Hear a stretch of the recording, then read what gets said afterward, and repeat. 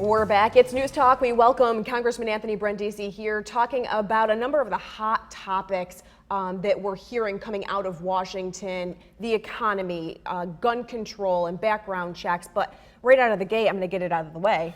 Are you running for re-election? I have every intention to run for re-election, absolutely. And I know there'll be a time when we make some formal announcement about all that. But right now, I'm doing the job the people elected me to do, and that's what I'm focused on. So you will be a candidate next year. If you're a betting person, I would say yes. Okay, let's get right to it. I know you are getting back to work, not that you're not working over the summer, but back in session after Labor Day. We're seeing a lot about the economy, the rumored looming recession based on a rough 2 weeks on Wall Street. What are you hearing in Washington? What's your stance on a lot of what the president is saying right now, saying there is no recession? Well, I think there's a lot of warning signs that are popping up, and it's not so much what I'm hearing back in Washington, it's what I'm hearing when I tour businesses around this region.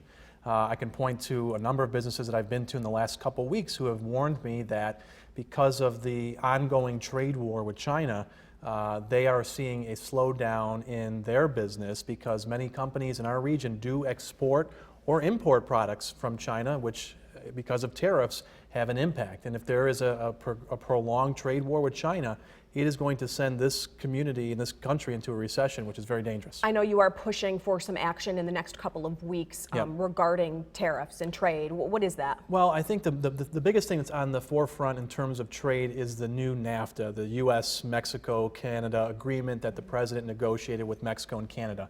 That has to be ratified by Congress, and it has to be done in a pretty timely manner because Canada's facing elections this fall. We have our own elections next year, so that may prevent this trade deal from getting ratified. But basically, here in New York, Canada's probably our most important trading partner.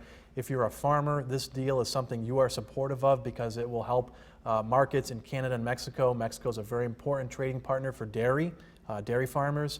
So I've been very supportive of this new trade deal, and I think we need to get it done so we can give our farmers, most importantly, some certainty right now. Just a few hours ago, you were meeting, especially with union leaders. We're going to talk more about this coming up on News Channel 2 at 6, but fill our audience in on what you are talking to local officials about, leaders about. So after World War II, when you had many veterans returning home, we needed to rebuild our country. We had to rebuild our infrastructure.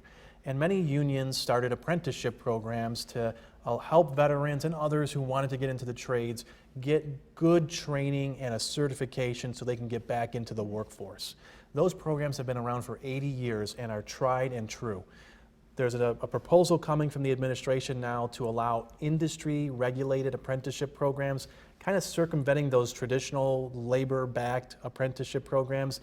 And when you have just industry overseeing these things, their main goal may be profit, not necessarily safety or wages or things that have been built up through organized labor over the years, and that's a concern. So many local businesses, we've done stories on this, however, saying that they can't fill their jobs because there isn't somebody going to school just for the trade. So, yeah. I mean, maybe this is just a desperate move.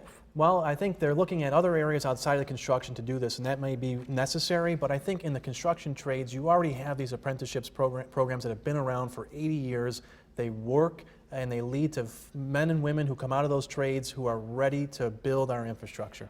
Gun control, mass shootings is unfortunately a common conversation. We have kids going back to school, not worried about if they're going to have the right notebook, but if they're going to be safe in the classroom.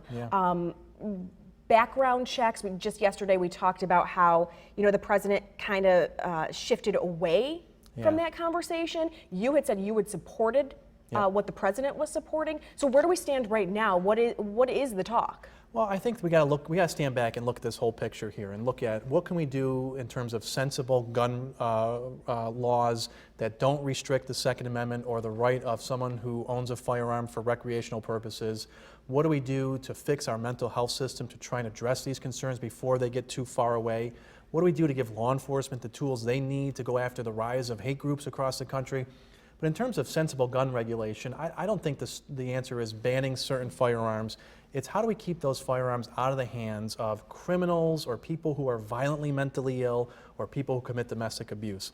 Something like background checks, which we have here in New York State, and many states have loopholes in their background check laws. are something that 90% of Americans support. We passed a bipartisan bill in the House on expanded background checks earlier this year. It's sitting in the Senate. Mitch McConnell can bring it up for a vote anytime he wants to. I think the president weighing in is going to be that push to get it done.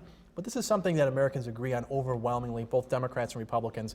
You should have to go through a background check before you purchase a firearm. So at that point, that's what you will support? Absolutely. That to me is something we can do on a bipartisan basis to help try and cut down on gun violence. Is it the only answer? No. But it's something that I see an opening here to try and bring Democrats and Republicans together. Congressman Anthony Brindisi, again, getting back to Washington and in session after the Labor Day holiday. Thanks for joining us for NewsTalk. Absolutely. Thank you. And we're back with your full Storm Tracker 2 weather.